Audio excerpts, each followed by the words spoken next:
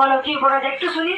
আমার ছেলেটা মা এই ছেলেটা কথা বলতে পারে না, কিন্তু গত 5 বছর ধরে ছেলেটা না দাঁতই পারতো না, খালি বাথরুম করে দিত, খালি বাথরুম করতো। মায়ের কাছে একবার এসে আমি 7 দিনের মধ্যে ফল পেয়েছি, সেই অসুখটা ভালো হয়ে গেছে। একবার যাই এখন আমি বলবো মা দাও ছাড়ো এই মা চমৎকার মিরাক্কেল পেয়েছে, দেখতে পাচ্ছেন বাচ্চাটাকে? হ্যাঁ বাচ্চাটা কিন্তু আমাদের মতো স্বাভাবিক না, দেখি বুঝতে পারছেন। মা একটু বসে পড়ো, এখানে বসে পড়ো, তুমি দাঁড়াও মা, তুমি বসে পড়ো, বসে পড়ো তুমি সবাই। কবে এসেছিলে মা? আমি এসেছিলাম ফাল্গুন মাসের প্রথম দিকে এসেছিলাম। কোথা থেকে আসছো? আমি মুর্শিদাবাদ জিয়াগঞ্জ থেকে আসছি। ফাল্গুন মাসে প্রথম দিকে এসেছিলাম। প্রথম দিকে এসেছিল। এই বাচ্চাটা দাঁড়াতে পারতো না? দাঁড়াতে পারতো না, মানে দাঁড়ালেই হাঁটতে পারতো না, বাথরুম বেরিয়ে যেত, আর কিছু খেতে পারতো না, মুখে খুব ব্যথা করতো, মা ভালো কিছু খেতে পারতো না। সেই বাচ্চা আমার সব কিছু খাচ্ছে, ভালো হয়ে গেছে, আর কোনো টেনশন নেই। একটু কথাটা মানে একটু বলতে পারছি না মা। একবার এসে এত পরিবর্তন? হ্যাঁ খুব পরিবর্তন। মার খেয়েছিলে মা? হ্যাঁ আমি গত সপ্তাহে তখন বলেছিলেন যে আপনি করে জবা ফুল খাবি রে, জবা ফুল খাবি। আমি বলছি মা আমার 17 বছর ছেলেটা খুব অসুস্থ, তুই জবা ফুল ওকে নিয়ে এসেছিলে? হ্যাঁ ওকে নিয়েছিলাম। শিশুটা কি দিয়েছিলাম? হ্যাঁ সেদিনকে মঙ্গলবার ছিল। মা মিরাক্কেল করে?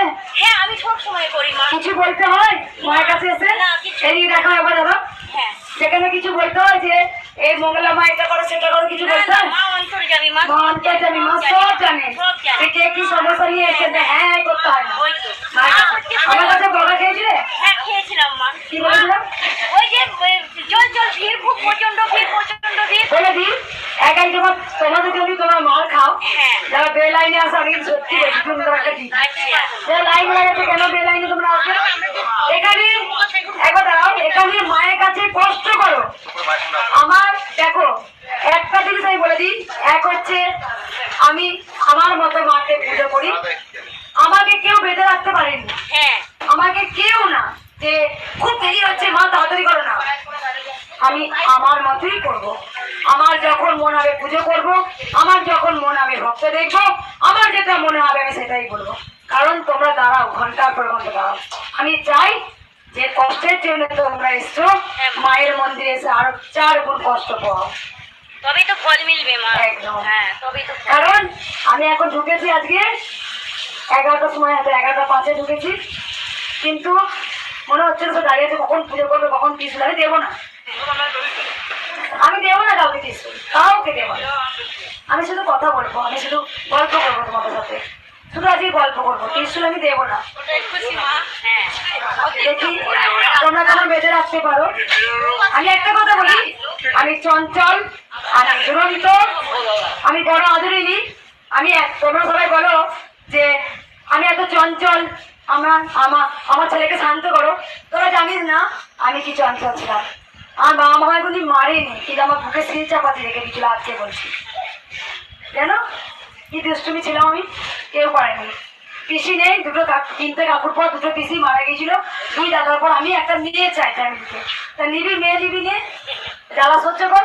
এখনো কি কানাই দেখে মনে হয়, আমাকে দেখে মনে হয় ভীষণ চঞ্চল। সব সময় আমি আমার খেয়ালে কাজ করি। মাথায় ভাব করছে 1000 বাড়ি এসে দিলাম, বাবা তো মারবে না, মা মারবে না, কি করা যায়? একে তো সামলানো যাচ্ছে না। দড়ি বেঁধে ছোট্টবেলায় বুকে সিট চাপাতে, বাবা করবো না গো, কি করতে পারবেন। সত্যি করি আমি আমার মতো থাকতে আগ্রহে ভালোবাসি। আমি দুরন্ত, আমি চঞ্চল, কিন্তু আমি অনেস্ট। আমি মাকে ভালোবাসি। বাবা মা আমার কাছে জীবন, আমি বাবা মার কাছে জীবন দিলাম। আমার নাম মঙ্গলা, কিন্তু আমার বাবা কোনোদিন আমাকে মঙ্গলা বলে ডাকতেন না, আমাকে ডাকতেন মাটি। এসি বাবা আমাকে বিজনেস থেকে এসে আমাকে 2 কোলে নিয়ে আদর করে মাটি। মাটির কথা অর্থ হচ্ছে খাঁটি, কোনোদিন বিফলে যায় না। তা বাবার আদরের নাম ছিল আমার মাটি। তা যাই হোক, আমি মাকে ভালোবাসি, তোমাদের কারও নয়। তোমরা দাঁড়াবে, কতক্ষণ দাঁড়াও দেখবো তোমরা প্রকৃত আমি ভালোবাসো কিনা দেখবো। रील्स पे 1 मिलियन व्यूज सबको चाहिए, लेकिन किसी को आइडिया नहीं है कि ये करना कैसे। देखो आपको स्ट्रेटेजी बनानी पड़ेगी। দেখবো তোমরা প্রকৃত আমি ভালোবাসো কিনা দেখবো। দেখি না, অনেকজন দেরি হয় চলে যায়, কিছু অনেকজন আমি কথা বলে চলে যায়, আবার অনেকজন খুব ভালোবাসেন। আমি শুধু পরীক্ষা নিয়ে দেখি সত্যি মা দেখি এতে ধৈর্য থাকে কিনা।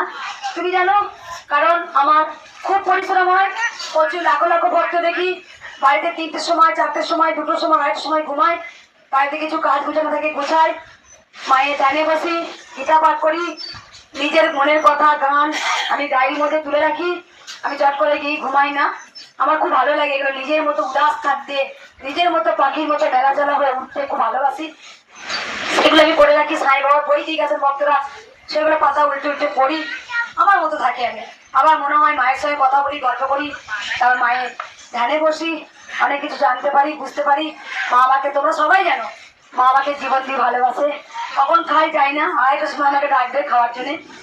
আমার হাজব্যান্ড ওপরে মুড়ি দুধ দিয়ে আসে, একটু খেয়ে আবার শুয়ে পড়ে আড়াইটার সময়, বুঝতে পারছো তো? যাই হোক, আমি আমার মতো, আমার স্বাধীন একদম। আমার মা সত্যি করে আমি ভাবতে পারিনি যে মা আমাকে এত ভালোবাসতে পারে। এটা আমার এই জন্মের নয়, এটা আমার 7 জন্মের পুণ্যের ফল। এই জন্মে মাকে আমি পেয়েছি, কারণ আমি দুষ্টু মিষ্টির মধ্যে মাকে খুব ভালোবেসেছি।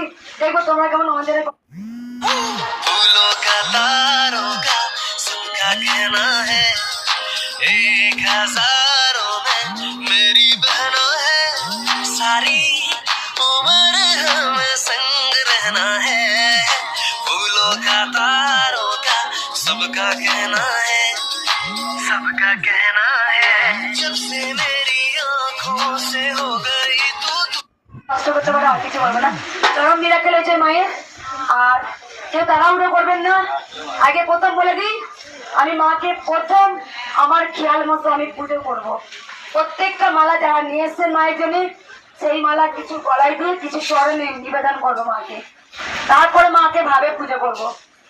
কারণ তোমরা সব নিষ্ঠা বলো, বিধি বলো, কিচ্ছু লাগে না, শুধু ভক্তি লাগে, ভক্তি। এই নিধি, এই পালন, এই সেটা, এই ভগবানের খাবার, এই পা থেকে যাবে। আরে ভগবান সব থেকে আপন, গোবিন্দ হচ্ছে সব থেকে আপন, তোরাই তো আপন করে নিতে পারিস নি।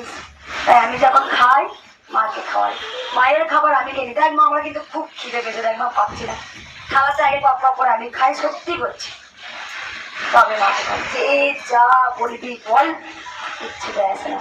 সেদিন পুজো করতে করতে পঞ্চবতী খাওয়াতে দেখি হয়েছে, মাকে বলছি ও মা তুই চমকটা নিয়ে নিত তাড়াতাড়ি, ভক্তরা দাঁড়িয়ে আছে, এই দিয়েছি। কি জানো, অন্য কিছুই নয়, আমি আপন করেছি মাকে, আমি জানি। তাই মা সন্তান যেটা করবে সেটাই খুশি। মা কিন্তু মায়ের খুশিতে চলে না, মা তার সন্তানের খুশিতে চলে। তাই বাবা ক্যাপা যখন খাবার খেয়ে নিয়েছিল, বড় মা বলেছিল, তাই বাবা ক্যাপাকে অনেক মার খেতে হয়েছিল। কিন্তু আজও নিয়ম, তারাপীঠে বাবা খ্যাপার ঘরে আগে ভোগ যায়, তবে বড় মার ঘরে যায়। কারণ মা যে বলেছেন, মা যে আদেশ দিয়ে দিয়েছেন। তাই গোবিন্দকে তোমরা আপন ভাবো। মা বাচ্চাটাকে নিয়ে ফেলে হয় বসা একটু না, এটা একবার নিয়ে এসছিলে, কবে নিয়ে এসেছিল বলতো? দিন করে আগে। একটু বসো তুমি, কিছু দে কানে, একটু খাবার দিয়ে বসো, বসো ওকে। আর ভক্ত কি বললে, কারোর উপকার কি বললে তোমার শোনাম বলি শুনি। আমি হচ্ছে একদম হাঁটতে পারতাম না, পা ফুলে গেছে, ধরে ধরে সব জায়গায় নিয়ে যেত। আমি ফার্স্ট এসছি, এসে তখন এরকম ছিল, একটা চেয়ার ছিল, কেউ ঢুকতে দিচ্ছিল না। আমি ওখানে বসেছি, বসে আমাকে টিস্যু ফেটিয়ে যা ফুল খাবি, আমার কথাতে এসে এ সুস্থ হয়েছিল। একবার পড়ে গেছিল, আর আমার মা ফুল ছড়িয়েছে, জবা ফুল পায়ে নাম করে জবা ফুল দিয়ে আমি জবার মধ্যে আমি একদম বিছানায় পড়ে গেছিল। আমি একদম বিছানা বাড়িতে নিয়ে তুমি কোথা থেকে আসছো মা? আমরা দমদম নাগের বাজার। একবারই এসছো, একবারই ফল পেয়েছো, দুবার তুমি একবারই এসছো, একবার এসেই ফল পেয়েছো, টিস্যু রেখে দিয়েছো। মার খেয়েছিলে আমার? আমি খেয়েছি। যা যা যা একদম বলে দিই, মার খাবে আমার কাছে। এক বয়স্ক বাবা এসছে কয়েকদিন আগে, বয়স্ক বাবাকে না দুধ রাখে দিয়ে দিচ্ছে না, তো শুনছে না। আরে সোনা আসলে পিছু তোলা পাবে, মাকে শোন মেরেছি, দুধ রাখা দিবে দিস, বললাম ভাই কি খারাপ ব্যবহার। হ্যাঁ এরকম গেলাম প্রথম দিন, এত বাজে, সবাই শুনেছি এত সুন্দর হাসিটাকে আমাদের মন প্রাণ বয়ে যায়। কিন্তু বললাম না কেন আমার সাথে এরকম করলো, নিজেই বলার পর 10 রকমের রোগ ছিল বাবা, তারপরে এসে বলছে মা আমার 10 রকমের রোগ ভালো হয়েছে। তা আমি এখন একরকম, যখন মাকে পুজো করে বেরোবো তখন আর একরকম, তখন কেউ আমায় রুখতে পারবে না, যাকে যেমন পাবো তেমন দিয়ে দেবো, আর তখনই তার কাজ। এটা সবাই জেনে গেছো, কারণ এগুলো আমি করি না। যেমন চালাও তেমনি চলি, যেমন চালাও তেমনি চলি, আমি তোমার আদরিনী মেয়ে মাগো। তাই মায়ের আমি কোনো সেবিকা নয়, কোনো পূজাইনি নয়, মায়ের আমি মেয়ে, মায়ের আমি মেয়ে। কারণ মা যে আমার সাথে কথা বলে তখন আমার বুক জুড়িয়ে যায়, কারণ আমার সব দুঃখ, আমার সব কষ্ট সব মানে। তাই মায়ের কাছে আমি কোনোদিন কিচ্ছু চাই না, আমার এই লাগবে ওটা লাগবে, ভালো করতে হবে, এই অসুস্থ, কিচ্ছু নাই। আমি তোমায় ভালোবাসি মা, তোমায় হিট বাজারে রাখবো, তোমায় বক্ষে মাঝে রাখবো, তোমাকে আঁচল দিয়ে ডেকে রাখবো মা। এই বাচ্চা রূপে আমার কাছে এসছো না, এরকমই হচ্ছে ভালোবাসা মায়ের সাথে। আর কিচ্ছু বলবো না ভক্তদের, আমি জানি দেরি হয়ে গেছে, তোমার কষ্ট হচ্ছে। আচ্ছা যারা যারা এসছেন মায়ের কাছে কিছু যদি না পান ভালোবাসবেন, এটাই দেখি যে মায়ের সন্তানরা স্বার্থপর কিনা। আরে দিলে মাকে ভালোবাসবি আর না দিলে মাকে ভালোবাসবি না। কার টানে এসেছি সেখানে, তার জন্য এসেছি। মা এনেছে তবেই আসতে পেরেছি, গোবিন্দ এনেছে তবেই আসতে পেরেছি। আমি কেউ নয়, আমি শুধু উপলক্ষ। আমাকে আমার হাত দিয়ে গোবিন্দ করাচ্ছে, তাই উপকার হচ্ছে। মা আমার হাতে কৃষ্ণ দিয়েছেন, তাই হচ্ছে। তার মানে মা আমাকে করাচ্ছে, আমার কোনো ক্ষমতা নেই যে আমি মাকে এনেছি। অনেকজন জিজ্ঞেস করে, আচ্ছা মাকে কেমন করে পেলে গো? আরে পুত্তু, মাকে কি পাওয়া যায় রে? আর মাকে কি ধরা যায়? মা ধরা দিয়েছেন তবেই আমি ধরতে পেরেছি। অত সস্তা নেই যে আপনি যখন তখন চাইবেন মাকে ধরে নেবেন। মা কোনো খেলার পুতুল নয়, মা হচ্ছে ব্রহ্মময়ী, মা কৃপাময়ী, মা দয়াময়ী। আমি ভক্তদের একটা কথাই বলবো, যারা মায়ের কাছে এসে এটা দাও ওটা দাও সেটা দাও, কিছু বলতে হয়? কিছু বলতে হয়েছিল? কেমন মার খেয়েছিল আমার কাছে বলতো? ধুম ধাক্কা দিয়েছিলাম। আর তখন এখন আমাকে ঠেলে দাও পড়ে যাবো। কিন্তু যখন আমি মন্দির থেকে পুজো করে বেরোবো, আমি একসাথে 10 জনকে 50 জনকে ঠেলে দেওয়ার ক্ষমতা বেড়ে, তখন কেউ আমাকে ছুঁতে পারবে না, এরকম ছুঁয়ে দেখতে পারবে না আমাকে। তখন পুরো একদম অন্যরকম। আমি 10-20 জনকে একদম পুরো ঠেলে দেখি। মা তুমি দেখেছো মনে হয়? আজকে তো ভক্ত কম, কত ভক্ত যেন 5 লাখের ওপর। আমি সমান ওইখানে দাঁড়িয়ে স্টিল দাঁড়িয়ে ভক্ত দেখি। একটা দিন আমার শরীর উইক হয় না, একটা দিন আমার শরীর খারাপ হয় না। হয়তো একটু শারীরিক সমস্যা হয়, আবার মায়ের কাছে ঘুমাই, সব কিছু মা নিয়ে নেয়। সকালবেলা আবার যেমন পুরী থেকে ফুল ফোটে ঠিক তেমনটা করি আমি আসি। তাই সবাই বলো শরীর থাকলে তো রোগ হবেই, কেন তো চিন্তা করবো? শরীর থাকলে রোগ হবে না? পরামর্শতে বলিনি পরামর্শতে ক্যান্সার হয়নি, গ্রীষ্মে ক্যান্সারটা? তাই আমরা ভেঙে কেন পড়বো গো? মা ছিলেন, মা আছেন, মা থাকবেন। তাই ভক্তদের বলবো দুষ্টু মিষ্টুর মধ্যে মাকে ভালোবাসো। কেউ যেমন কানাইকে বেঁধে রাখতে পারেনি। কানাই যেন ছোটবেলায় কেমন ছিল, গোবিন্দ কত দুরন্ত ছিল, পেরেছিল তার মা যশোদা বেঁধে রাখতে পারেনি। জিনিস চুরি করতো, ক্ষীর চুরি করতো, মাখন চুরি করতো, নাম হতো কার? সুদামের নাম দিত। কম বদমাস ছিল না কানাই, কিন্তু তবু যে কানাই, তবু যে কৃষ্ণ। কারণ সে যে আমাদের জগতের পরম পিতা, তিনি অন্যায় করতে পারেন না। তার অন্যায়ের মধ্যে নিশ্চয়ই কোনো কারণ থাকে, তাই জন্য তিনি দুষ্টু বিষ্ট রকম থাকে। সবার চোখে নয়নের মণি হয়েছিলেন, গোটা বৃন্দাবনকে তিনি একদম জমিয়ে রেখেছিলেন। তার বাঁশির আওয়াজে ময়ূর, পশু পাখি, সবাই গরু, সবাই কেমন ঘুরতে বেড়াতো, গাছেরা ফুলেরা। তাই গোবিন্দ আজও আছে গো। পরমাংশদের প্রমাণ দেয়নি মা ছিলেন? হ্যাঁ, বামাকাকা প্রমাণ দেয়নি, কমলাকান্ত প্রমাণ দেয়নি, রামপ্রসাদ প্রমাণ দেয়নি? ওরে মা আছে, মা আছে, আমি বুঝি মা আছে। মাকে আমি জীবন দিই, কারণ আমার জন্মই হয়েছে কারো অমঙ্গলের জন্য নয়। আমার মা আমাকে পৃথিবীতে পাঠিয়েছেন, এই দাদা পাঠিয়েছেন কলিযুগের কৃষ্ণকালী উদ্ধার করতে। সেটা ভগবান কখনো নিজে করেন না, কারো মাধ্যম দিয়ে করে রাখেন, তবেই সে করতে পারে। তাই মাধ্যম ছাড়া গোবিন্দ কারো উপকার করে না। আজকে নেই নেই করে 50-এর ওপর মনে ভক্ত হয়ে যাবে। যা ভক্ত আছে হবে না, বেশি হবে। 1 লাখ 1.5 লাখের মধ্যে কি জিত করে আছে। আচ্ছা তারা কি সবাই বোকা? সবাই সবাই বোকা? কেউ লেখাপড়া শেখেনি? কেউ না। কারণ সবার কাছে হার হচ্ছে গোবিন্দ। তুমি যত বড় জজ আদালত